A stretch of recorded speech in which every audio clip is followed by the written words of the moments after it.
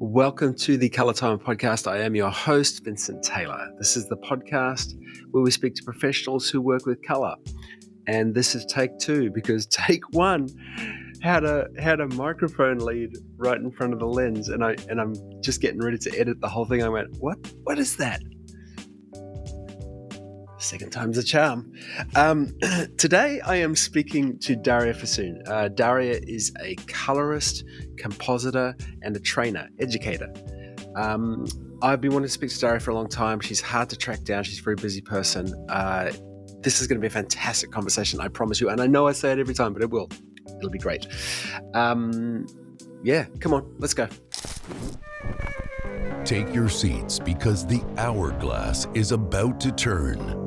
We are entering the world of the micro podcast. Explore the craft, creativity, and science of professionals who use color to tell stories. Welcome to The Color Timer with Vincent Taylor.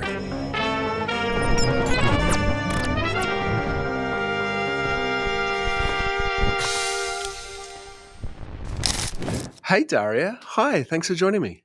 Hi, Vincent. Thank you for having me. Absolutely. Where are you in the world? I am in London. In London. All right. Yeah, it's always hard doing the time juggle with people. I kind of said to you off camera that I hope everyone doesn't mind, but I've got my friend here today because he was outside barking at squirrels, so I didn't want him to disturb us. Let's just jump straight in. Let's do it. If you're cool with it, I'm going to start my little magical gimmicky sand timer, and I wanted to ask you. There's so many things I want to talk to you about, but I'm limited to my 15 minutes. But before I get into any of the nitty gritty, I want to take you back. When you were little, Okay. what did you think you wanted to do when you grew up? Little. I think the first thing I wanted to do was journalism. Yeah, okay. Because I've really enjoyed reading as a child. So I was like, I'm going to be a writer. And my parents were like, can't make money off that. And I was like, all right, well, and then kind of in my childish mind, I was like, well, journalists have steady income because there's always news, so I'll be a journalist instead. And they were just like, nah, it's too dangerous, so that kind of like just fell off the wayside. Yeah. And then I'm always interested because that path of where we start and where we are now, and I mean your job, your profession, you're a colorist, compositor, you're a trainer, you're all of these things. Tell me about that. How what ultimately pulled you into that world? So I went to film school, and it was like it was one of those courses that was like a practical course that just pretty much teaches you like to be a self-shooter. That's what we called it at the time, self-shooter. So it's like it teaches you a little bit about every department, and you try it out in a practical sense. You're on set. You help put the film together. And I realized pretty quickly, like at first I thought like, well, maybe I want to be on set doing all the really exciting stuff. Maybe not director, but like director adjacent. But then I realized like a lot of it involved just sitting around waiting for the shot to get set up. And I was like, this is such an inefficient use of my time. Like I'm spending 40 minutes, playing on my phone or like reading a book. And then we do a take, and then we reset. And then, whereas when we started doing post-production, editing and compositing in particular, I was like, wow, like I am like 100%, like focused and involved, and really like the quality of my output is up to me. The speed of my output is up to me. And I guess I don't know what that says about me, just like really, I just needed to be in control of my own time. And I'm like, this is perfect. Also, I kind of enjoy, I don't mind solitude, I'll say, so like sitting by myself in the room didn't really bother me. So I was like, okay, well, yeah, so perhaps my industry. Yeah. And here you are now. I wasn't kidding. There are so many things I want to talk to you about, but I'm going to be disciplined, and I'm going to focus on one thing. I feel really grateful. You shared with me recently. You have just finished a thesis, which it blows me away. Anyway, titled Legacy. Tell me about it. Yes, I wrote a thesis on the etymology of color grading terms. I had like at some point, like last year, I got really paranoid because I realized I'd been working in the industry for like approaching 15 years now, and a lot of it was self-taught because like my entryway into the industry was not like via like a post-production house or like formal training. So I was like, oh man, Yeah. there's probably like huge gaps in my knowledge. So like I decided to take a course, data analytics course. And at the end of it, we had to pick like a thesis topic. And at this point, I'd already started thinking a lot about etymology of terms because of various like things that had happened. Like one thing is like I would have a student in class because obviously I'm a trainer for Black Magic. Yep. They would ask something like, why is it called lift gamma gain? And the first time someone asked me that, I was kind of, I kind of scoffed and I'm like, well, obviously, but then I thought about it and then I was like, wait, is it obvious? Like now that I think about it, it's not, those are not intuitive terms, right? So then I was like, okay, well, someone's defined it very clearly, like in some other book. So I looked it up and no one had really like very clearly laid out like why those exact terms, why lift, why gamma 1 gain. And I ended up going like down this rabbit hole of like trying to trace back the usage via like older software and then eventually like hardware and like actual like devices, hardware devices. In the case of like gamma, you pretty much have to go back to the 19th century because they were already applying it in mathematics and science. Basically all three terms come from completely different industries, from different periods in time and technologies. So Wow. they're almost like completely not related and have just managed to land side by side, in our grading applications. I found that really fascinating, Yeah. and I decided to do it for like every word that I can think of in every UI that we use for color grading. So yeah, ended up being I've got. I want to jump in because, and this is probably going to be a silly question. How do you research that? I wouldn't even know where to start. yeah, yeah. It's a tricky one. I found that there were like more and less efficient ways as I went on. Mm. Uh, Foolishly, I started off by using like AI as an assistant because I thought like, well, maybe AI is going to be do a better job of scouring the internet and maybe like pulling together resources. And maybe I'm not like trying to trash AI or anything. I think maybe it's in its infancy right now, and it ended up Yeah. giving me a lot of things where it would like boldly state something, and then I try to like follow the links, the references, and it would lead nowhere, and I'm like, where are you getting this information? So I ended up scrapping that and then just went the old school way. So I was using stuff like Google Scholar. I was using Google Ngram Viewer, right, which tells you like the frequency of term usage over time, so you can actually see how the word, vector scope kicks off in the 1940s, despite not really being used prior to that, because obviously they were integrating it in broadcast technology. So you can Oh really my pinpoint, goodness. you can find manuals from things like SIMT or like the ITU, because they were starting to discuss this technology, and you can find the actual manuals, which is really good, like the scanned versions. So that's kind of what I was doing is I was trying to find white papers, technical reports, and yeah, also there's like some people online who are obviously like industry professionals who are archiving their knowledge, in the form of like blogs and YouTube channels. Sorry, I keep tapping my microphone, so I'm gonna keep my hands away. And so it was really exhilarating, but it was almost like a little daunting because I would have like Yeah. 150 tabs open and I'm like, I need to find the time to sit down and read this whole post properly because I'm just like pulling the information I need for my thesis. Yeah. Yeah. Yeah. So I've got a long reading list at the moment. But yeah, I've got like version 1 of the thesis finished and submitted. And yeah, I tried to find the most like robust references I could for all the terms I found. So if anything was like maybe, speculated, or apocryphal, then I would just kind of be like so-so about citing it, but if I did find like, Okay. first, person sources of second person accounts, then that would be more reliable. Yeah. Yeah. And then I noticed recently I'm prefixing more and more by saying excuse my ignorance, and I shouldn't excuse my ignorance because there's a lot of stuff I don't know. But the idea of a thesis is you make a proposition or a proposal of an idea, and then you prove it. Is that accurate? Yeah, yeah, exactly. I mean, it depends on the style of thesis that you write. Oh, So, okay. because you could have, I suppose, like a quantitative or a qualitative thesis, and quantitative is like the more heavy duty, like scientific thesis, BSc, whereas a BA is probably what I was doing. So it is qualitative. Like I was trying to find information that is uh, to some extent like open to interpretation. Yeah. And then you say that this is classified as version 1. So what changes? Is that as you do more research or more fact checking, or what becomes version 2? Exactly. Yeah, fact checking is a big one because, like I said, I had like a word count limit and I had a deadline, so I put everything together as well as I could.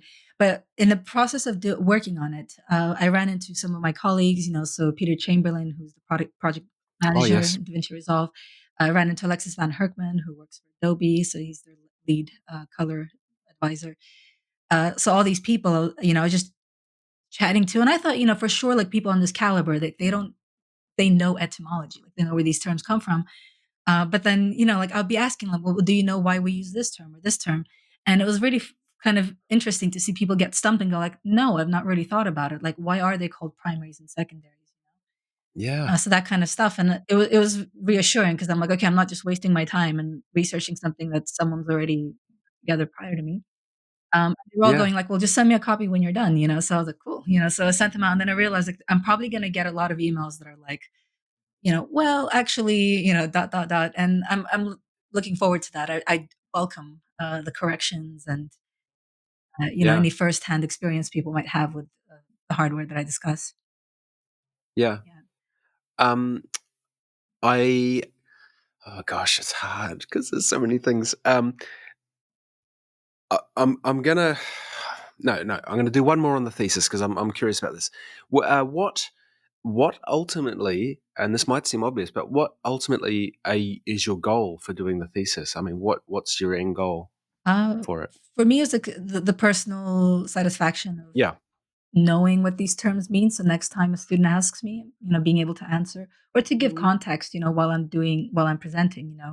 So if I'm talking about like the temperature or tint parameters, actually diving into like the CIE 1931 graph, and I would talk about the Planckian locus line, not fully understanding who Planck was and what they were measuring, and actually Wait. what What? What is that? I don't even know what that Okay, is. well, okay.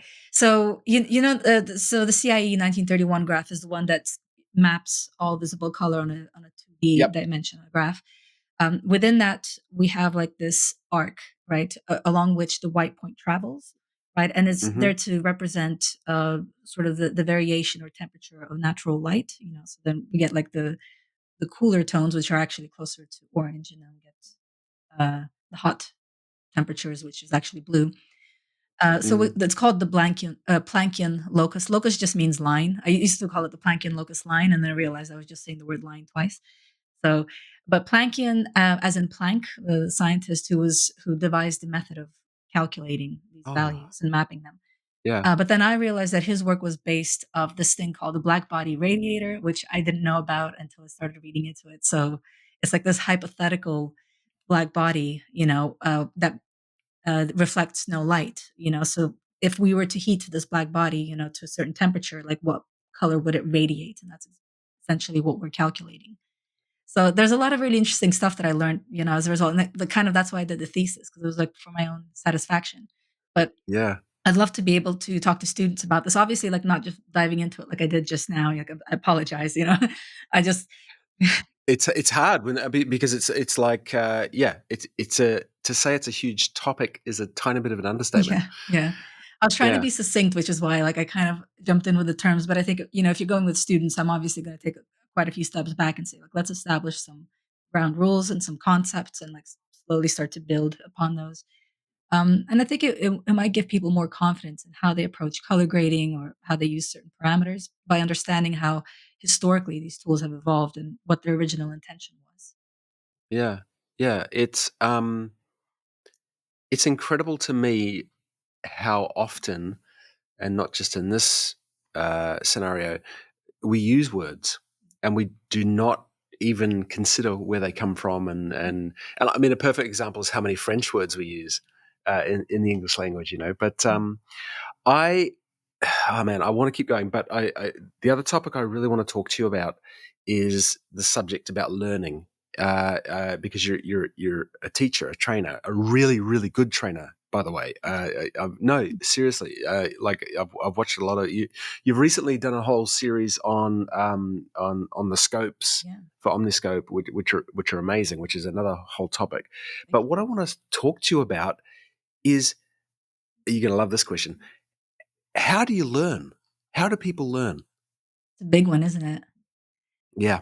I so I used to, like, I told you I started off in film school, and like, well, after I'd been there for a few years, I started like working in the what we call the supervisor department, which is where you hand out like equipment.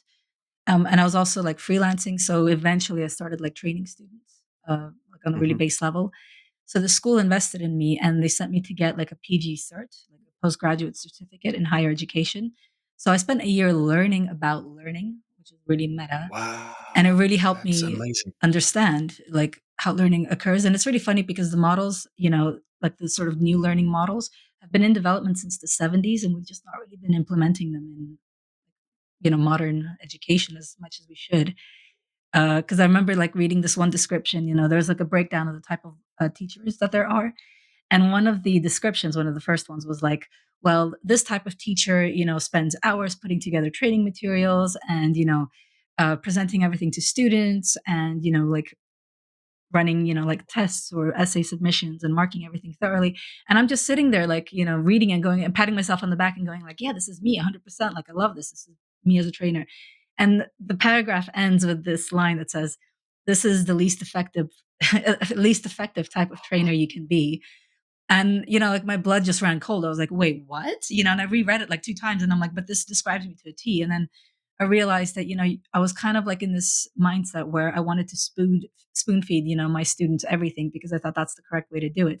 But actually the most effective way of learning is, it's described as intrinsic learning, right? It's when something deep inside of you wants to learn, regardless of who's telling you to learn or what to learn. So a good way to describe that sensation, because everyone's had it, everyone's experienced this, is like if you're, at a bar, or like with friends at a house, and you're having a conversation and you say like, hey, that movie's coming out, it's got that guy in it from that sci-fi last year, the guy, he's married to what's her name, and then you're Yeah, we've racking. all done that. We've all done We've that. all Yeah, done it, right? So what do? You pull out your phone and you start typing in the last movie you remember that guy in to look up his name.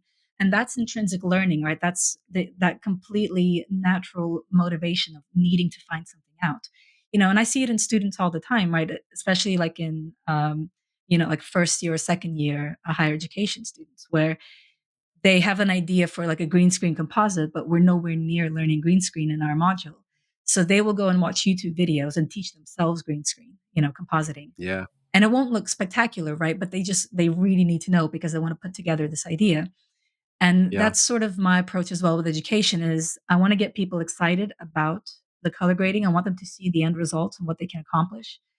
And rather than just giving them information that means nothing to them, that will need to be like repeated a year down the line because that's when it will start to matter. You kind of want to put them in this mindset of where they're excited, they want to do mm. stuff. This is why That makes absolute sense. I Yeah, teach like compression last, because if you teach it first, people are like, who cares? Why do I need to learn all these codecs and all these numbers? But if you actually wait until they have to deliver one of their assignments and they realize that everything that they're rendering out looks really blocky and horrible, that's when they get intrinsic motivation and they're like, I want to learn how to make this look good, for mm. YouTube or whatever for the festival delivery. So yeah. That's it. That fascinates the heck out of me. I Something you said then. Oh, that's what it was about. You don't want to have to then repeat it further down the line to them. And so my last question, because as per usual, my time has run out. But my last question is, okay, so you've done intrinsic learning, and you've got this thing in your head, and you understand it. How do you remember it? I know that's going to seem like a silly question, but then because the number of times I'll do exactly that. I'll go, oh man, why doesn't this work? And I'll do intrinsic learning. I'll investigate it and I'll work it out. I'll do the thing. I went, great, got that. Don't use it again for 3 months, 4 months, 5 months, uh, you know, and then I have to do it again. Yeah. So how do you remember these things? Well, what you're describing is perfectly normal, I think. So it's like use it or lose it, right? So, but I just sort of accept that that's part of like the human experience. You will remember like, Yeah. a lot of things that you learn. I once came across a document that was about 30 pages long. That was notes that I had taken apparently when I was researching something, and I had no memory of doing any of that research. Like I had a bit of a crisis at that moment. I was like, I feel like I sunk weeks into this, and how do I not remember a Yeah. single word? So it is kind of disconcerting, but yeah. Yeah. Yeah. Um, Daria, I'm gonna put it out there that I really want to talk to you again. Maybe next season, because there's a whole lot of other things I want to ask you about. But thank you so much for taking time out to have a chat to me. I've really been looking forward to this conversation. Thanks so much, Vincent. Yeah, I had a lot of fun. Daria, thank you so much for taking time out to have a chat with me. That was fantastic. That was really, really cool. Thank you to you, the listener, for listening, for watching, for subscribing, liking, all that jazz, buying t-shirts. Who'd have thought? And thank you to my executive producer, MixingLight.com. If you don't know what MixingLight does, check them out, MixingLight.com. They can help you all things color and beyond. It's an incredible resource. And that's it. I feel like I've forgotten something. It'll come to me when I hit stop on the record button. All right, thanks. See ya. Bye. The Color Timer, a micro podcast experience.